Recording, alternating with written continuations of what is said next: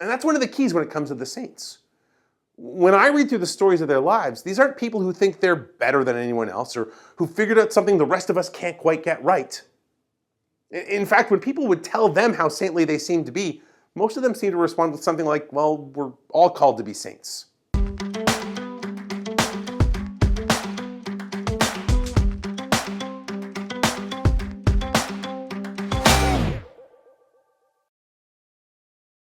If you've ever been to St. Joseph's Basilica in Edmonton, you would know that part of what makes that church so beautiful is the 69 stained glass windows that decorate the church, showing in vivid colors the story of salvation history, with Jesus at the center, both at the front and at the back of the church. But if you look on the sides, on one side, you'll see windows that show the great figures of the Old Testament, beginning with Abraham and ending with John the Baptist. And on the other side, you'll see the apostles, those great figures of the New Testament. Now, all of these are witnesses to God's work throughout history, from the call of Abraham about 2,000 years before Jesus was born, to those foundations of the church, the apostles, who witnessed Jesus' life, death, and resurrection, and were the first ones to tell us about it. Now, I once heard a story of a mom who had her young son at a church like the Basilica. As they left morning mass, the sun was hitting the stained glass windows in such a way that the whole church was illuminated in a kaleidoscope of colors, red and blue and orange and green and yellow. It was so breathtaking that this boy couldn't stop staring upwards. And as they were getting ready to leave the church, he pointed to the windows and said, "Mom, who are they?" And his mom answered, "Well, those are the saints." And that was a good enough answer for him. A few days later, this boy was in class and his teacher asked him, "Can anyone tell me what a saint is?" Well, his arms shot up as he desperately wanted to be the one to give the answer. When the teacher called on him, he said simply, "Saints are the ones who let the light shine through." As silly as it might sound, it's actually pretty accurate. Saints are the ones who let the light of Christ shine through them.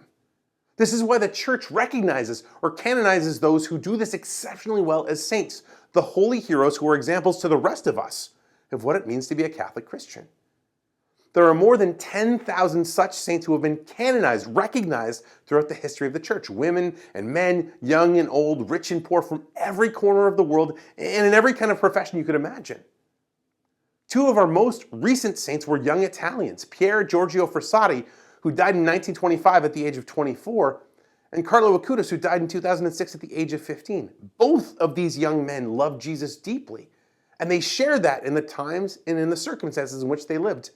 And so they're now on the list of holy heroes that we can try to imitate, that we can try to be like. And that's one of the keys when it comes to the saints. When I read through the stories of their lives, these aren't people who think they're better than anyone else or who figured out something the rest of us can't quite get right. In fact, when people would tell them how saintly they seemed to be, most of them seem to respond with something like, well, we're all called to be saints. You might be watching this and thinking to yourself, that's not for me. I'm not really saint material. I understand. I don't feel like that a lot of the time either. But this is why it's so important to learn those stories.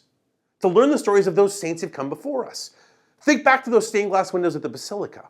Those great figures of the Old and New Testament all had a life, they all had a past before they answered God's call. And some of them really struggled to answer God's call in the first place.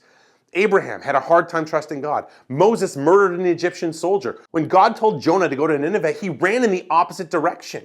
The apostles all fled for their lives when Jesus was arrested. St. Paul oversaw the persecution and the killing of Christians before his conversion. If God can work with those people, he can work with you and me. St. John Paul II once said, "We are not the sum of our weaknesses and our failures. We are the sum of the Father's love for us and our real capacity to become the image of his Son, Jesus." Put simply, it's not that God calls people he thinks are qualified to be his witnesses. Rather, it's by his grace that he qualifies those whom he calls. So I encourage you, take some time to learn the stories of these saints and ask their prayers as we all work at answering God's call to be his witnesses, to be the ones the light shines through.